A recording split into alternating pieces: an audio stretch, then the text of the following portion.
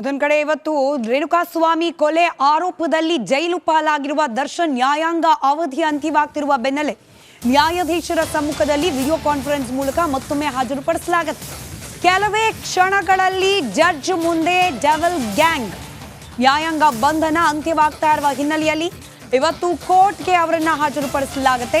24ನೇ ACMM ಕೋರ್ಟ್ನ ನ್ಯಾಯಾಧೀಶರಿಂದ ವಿಚಾರಣೆ ನಡೆಯುತ್ತೆ. ವಿಡಿಯೋ ಕಾನ್ಫರೆನ್ಸ್ ಮೂಲಕ ಆರೋಪಿಗಳು ಹಾಜರಾಗ್ತಾರೆ. ಕೋರ್ಟ್ಗೆ ಹಾಜರಾದ ಬಳಿಕ ಬೇರೆ ಜೈಲ್ಗೆ ಸ್ಥಳಾಂತರ ಆಗೋ ಸಾಧ್ಯತೆ. ಇವತ್ತು ಕುತೂಹಲ ಯಾಕೆ ಅಂತಂದ್ರೆ ಇತ್ತೀಚೆಗೆ ಬಿಡುಗಡೆಯಾದ ಫೋಟೋ ವಿಡಿಯೋ ಸಾಕಷ್ಟು ಚರ್ಚೆ ಗ್ರಾಸವಾಗಿದೆ. 3 ಪ್ರತ್ಯೇಕ FIRಗಳು ಕೂಡ ದಾಖಲಾಗಿದೆ. ಜೈಲಿಂದ ಸ್ಥಳಾಂತರ ಮಾಡಬೇಕು ಅನ್ನೋ ಆದೇಶ ಬೇರೆ, ನಿರ್ಧಾರ ಬೇರೆ ಕೈಗೊಳ್ಳಲಾಗಿದೆ.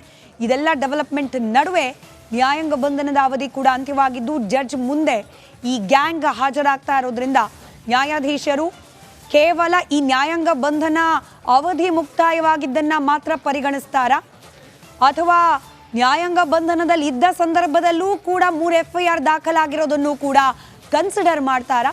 ಕುತೂಹಲ ಹೆಚ್ಚಿದೆ.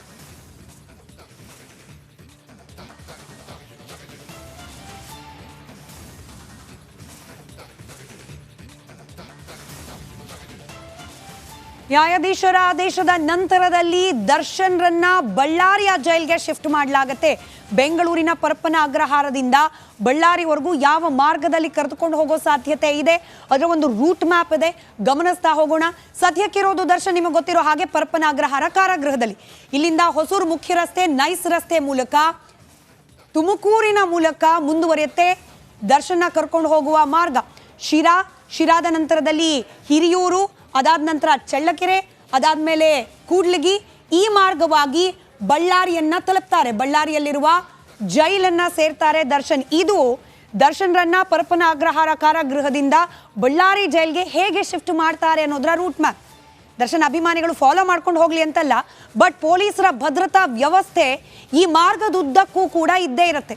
ಹೈ ಪ್ರೊಫೈಲ್ ಕೇಸ್, ಜೈಲಲ್ಲಿ ಇದ್ದಾಗಲೇ ರೂಲ್ಸ್ ಬ್ರೇಕ್ ಮಾಡಿರುವ ಗ್ಯಾಂಗ್ನ ಕರ್ಕೊಂಡು ಹೋಗ್ತಾ ಇರೋದು. ಹೀಗಾಗಿ ಪೊಲೀಸರ ಸರ್ಪಗಾವಲಿನಲ್ಲಿ, ಪೊಲೀಸರ ಹದ್ದಿನ ಕಣ್ಣಿನ ಅಡಿಯಲ್ಲಿ ದರ್ಶನ್ರನ್ನ ಶಿಫ್ಟ್ ಮಾಡುವ ಪ್ರಾಸೆಸ್ ಆಗತ್ತೆ.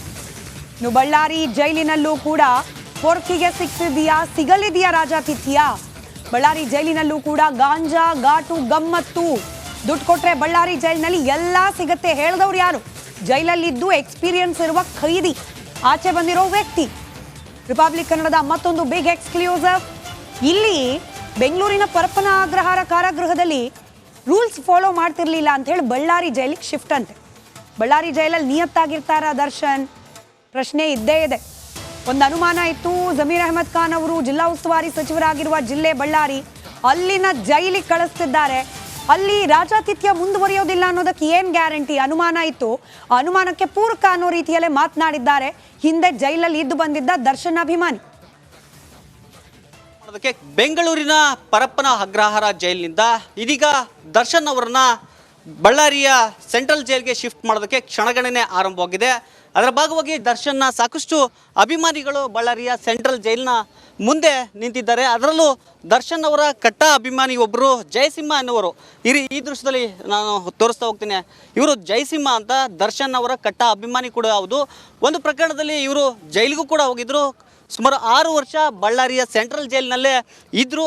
ಆ ಸೆಂಟ್ರಲ್ ಜೈಲಿನ ಅನುಭವವನ್ನು ಮತ್ತು ಇಲ್ಲಿರ್ತಕ್ಕಂಥ ವ್ಯವಸ್ಥೆಗಳ ಬಗ್ಗೆ ಮಾತನಾಡೋದಕ್ಕೆ ನಮ್ಮ ಜೊತೆ ಈಗ ಜಯಸಿಂಹ ಅವರಿದ್ದಾರೆ. ಅವ್ರು ಮಾತನಾಡ್ತೀನಿ. ಜಯಸಿಂಹ ಅವರೇ, ನೀವು ಯಾವ ಟೈಮಲ್ಲಿ ಜೈಲಿಗೆ ಹೋಗಿದ್ರಿ? ಯಾವ ಪ್ರಕರಣದಲ್ಲಿ ಹೋಗಿದ್ರಿ? ಸರ್ 2006 ಹೋಗಿದ್ವಿ ಸರ್. ನಮ್ಮ ಏರಿಯಾದಲ್ಲಿ ಗಲಾಟೆ ಆಗಿತ್ತು ಸರ್. ಗಲಾಟೆ ಆಗೋದಲ್ಲಿ ಅವರೇನೋ ಜಗಳದಲ್ಲಿ ಡೆತ್ ಆದ್ರು ಸರ್. ಡೆತ್ ಆಗೋದ್ರಿಂದ ನಮ್ಮನ್ನು ಅಪರಾಧಿ ಅಂತೇಳಿ ಒಳಗೆ ಹಾಕಿದ್ರು ಸರ್. ಒಳಗೆ ಹೋದಾಗಲಿಂದ ಸರ್ ನಮಗೆ ಎಷ್ಟು ವರ್ಷ 6 ವರ್ಷ ಒಳಗಡೆ ಇದ್ದೀವಿ ಸರ್. ನಾವು 6 ವರ್ಷ ಒಳಗಡೆ ಆದ್ಮೇಲೆ ಕೇಸು ಏನೋ ರಾಜ ಆಯ್ತು ಸರ್. ರಾಜ ಆದ್ರಿಂದ ನಾವು ಹೊರಗಡೆ ಬಂದಿವಿ ಸರ್. ಆಗ ನೀವು ದರ್ಶನ್ ಅಭಿಮಾನಿ ಸರ್. ಯಾಕಂದ್ರೆ ದರ್ಶನ್ ಅಭಿಮಾನಿ ಬೆಂಗಳೂರು ಜೈಲಲ್ಲಿ ಸ್ಮೋಕ್ ಹೊಡೆದಾರ, ರೋಡಿ ಜಲತ ಮಾಡಿದಾರ ಅಂತೇಳಿ ಬಳ್ಳಾರಿ ಜೈಲಿಗೆ ಎತ್ತಾಕಿದ್ರು ಸರ್. ಎತ್ತಾಕಿದಂದ್ರೆ ಬಳ್ಳಾರಿ ಜೈಲಿಗೆ ಎತ್ತಾಕಿರಂತಂದ್ರೆ ಅಲ್ಲಿಗಿನ ಬಿಂದಸ್ಸಾಗಿರ್ತಾರೆ ಸರ್ ದರ್ಶನ್ ಅವರು ಬಳ್ಳಾರಿ ಜೈಲಲ್ಲಿ. ಯಾಕೆ ಈ ಥರ ನಿಮ್ಗೆ ಅನಿಸ್ತು? ಬಳ್ಳಾರಿ ಜೈಲು ವ್ಯವಸ್ಥೆ ಆ ಥರ ಇದೆನಾ? ಯಾಕಂದರೆ ಬಳ್ಳಾರಿ ಜೈಲಲ್ಲಿ ಗಾಂಜಾ ಸಿಗುತ್ತೆ, ಸ್ಮೋಕ್ ಸಿಗುತ್ತೆ, ಗುಟ್ಕ ಸಿಗುತ್ತೆ, ಒಂದು ಕ್ಯಾಂಟೀನ್ ಅಂಗಡಿ ಇದೆ ಸರ್. ಇದನ್ನೆಲ್ಲ ಮಾರೋದು ಯಾರಲ್ಲ ಸರ್? ವಾರ್ಡನ್ನೇ ಸರ್.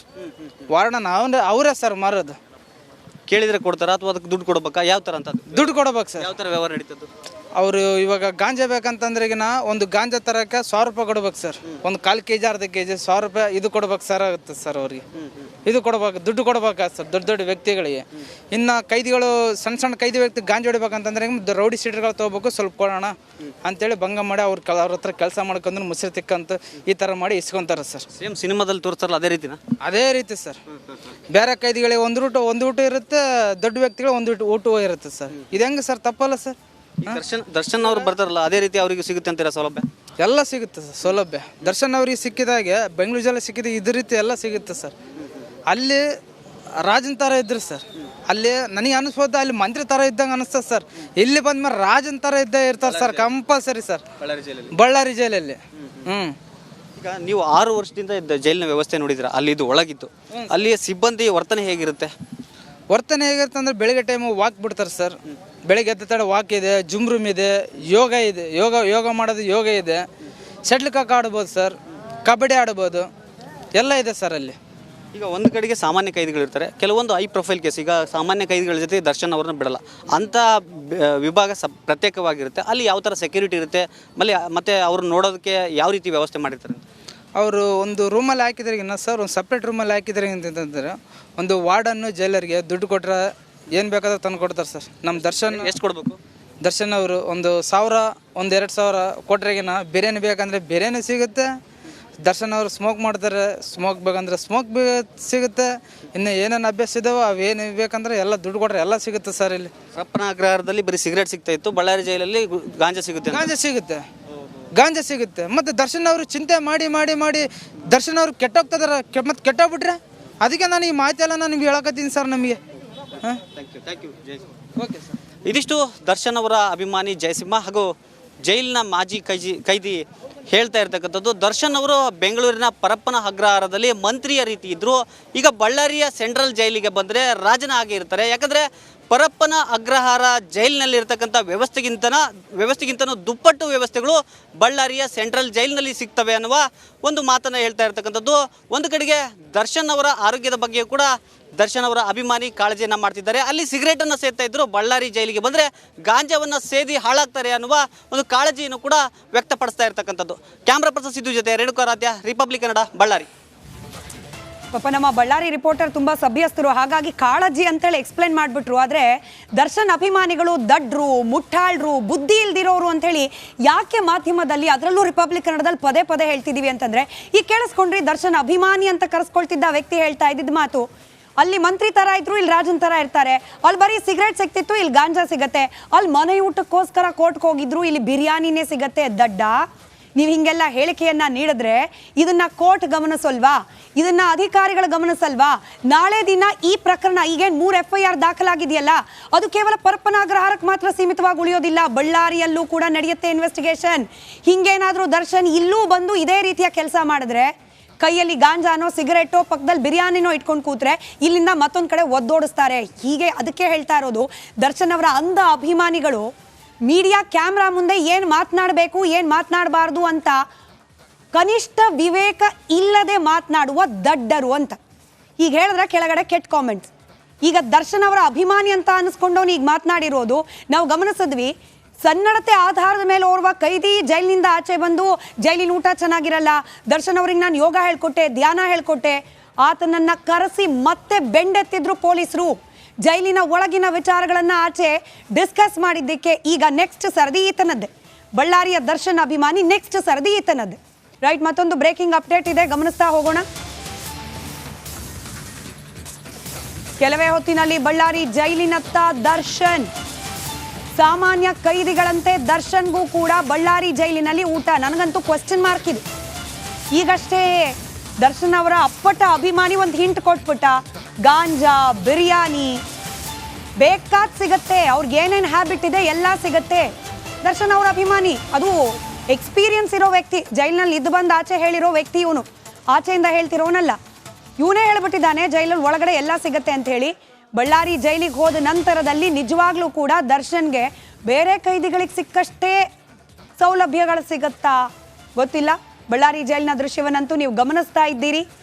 ಇದೇ ಜೈಲಿಗೆ ಇನ್ನೇನು ಕೆಲವೇ ಕ್ಷಣಗಳಲ್ಲಿ ಶಿಫ್ಟ್ ಮಾಡೋ ಕಾರ್ಯ ಆಗತ್ತೆ. ಕೋರ್ಟ್ನಲ್ಲಿ ಹಿಯರಿಂಗ್ ಇದೆ. 24ನೇ ACMM ಕೋರ್ಟ್ನ ನ್ಯಾಯಾಧೀಶರ ಸಮ್ಮುಖದಲ್ಲಿ ಹಾಜರುಪಡಿಸಲಾಗತ್ತೆ ದರ್ಶನ್ರನ್ನ. ನ್ಯಾಯಾಂಗ ಬಂಧನದ ಅವಧಿ ಮುಕ್ತಾಯವಾಗಿರುವ ಹಿನ್ನೆಲೆಯಲ್ಲಿ ಅದಾದ ನಂತರ ಬಳ್ಳಾರಿ ಕಾರಾಗೃಹಕ್ಕೆ ಶಿಫ್ಟ್ ಮಾಡೋ ಸಾಧ್ಯತೆ